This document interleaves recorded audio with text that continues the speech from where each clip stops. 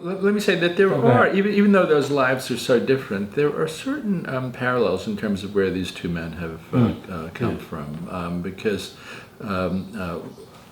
Hamilton is an illegitimate, orphaned boy from the Caribbean, is painfully aware of his lack of status, is tremendously ambitious in terms of wanting to enter into high society and into the political world. He's an autodidact. He's constantly improving himself, but he really is an outsider trying to fight his way into the inner ranks of society and government. And George Washington's story, although he was born at a much higher level, as I recall, his father had 10,000, enormous amount of acreage and slaves. But Washington too was very self-conscious about what he referred to as his defective education. He wants to enter the upper ranks of Virginia gentry, and so he was, in his way, as hard-charging and ambitious as Hamilton was, and had a similar consciousness of being an outsider. Also, both of them, as young men, had an unusual capacity for befriending powerful older men who became their mentors and champions. And so I think in this, we could talk about this when we come to the show, because have you seen the show yet? No. Okay. This is actually very central to the show, because Lin-Manuel Miranda asked me, would Washington have seen Hamilton as a younger version of himself? And I said, yes, their personalities were so unlike, but there was something about their situations would have seemed familiar to Washington. Now, Hamilton always said that their personalities could not have been more different. He used the word dispositions. He said our dispositions could not have been more alike, but what we mean by personality, I think, is what he meant by dispositions. And Hamilton was a brash and headstrong personality. He was very mercurial and brilliant and very impulsive.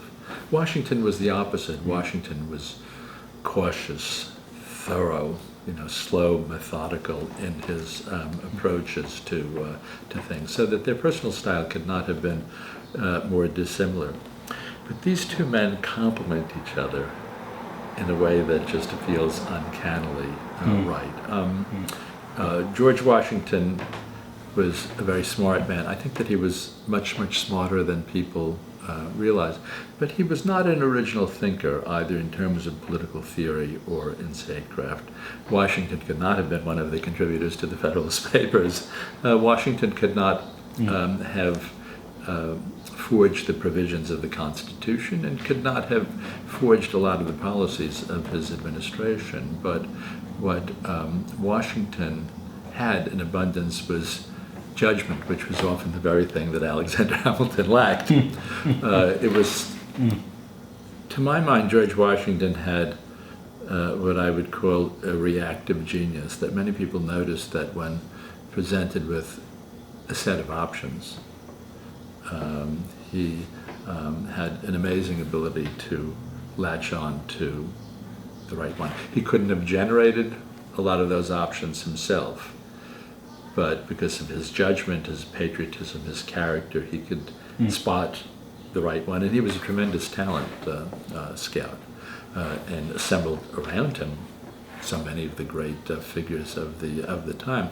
So what we see is that during the years when Hamilton is operating under the direct tutelage of George Washington, whether during the Revolutionary War, at the Constitutional Convention, or during Washington's presidency, Hamilton goes from strength to strength. At moments he almost seems invincible.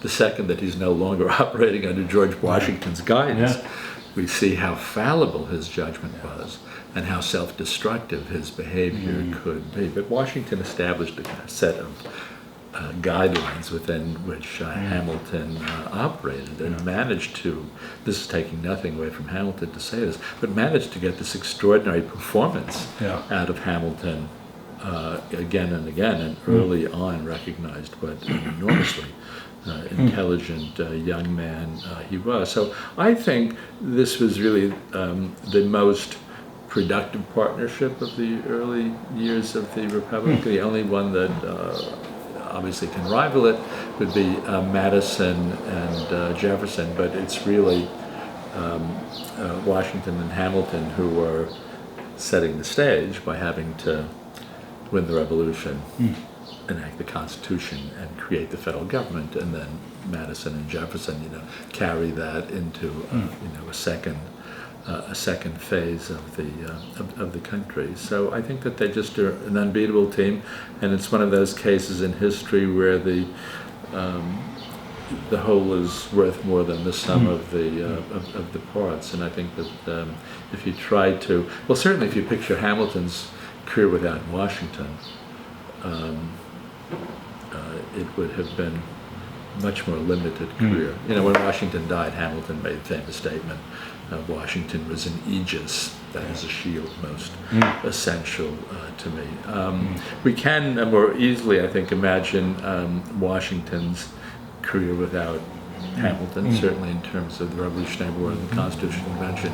More difficult, though, I think, in terms of his presidency, because Hamilton's accomplishments as Treasury Secretary are so fundamental to especially that first term in office, that it is difficult to imagine what Washington's first term would have looked like. And that was not a gap, I think, that either a Madison or a Jefferson could have supplied. Hamilton had a genius for statecraft, and Hamilton combined the political, he was both a political theorist and a brilliant technocrat.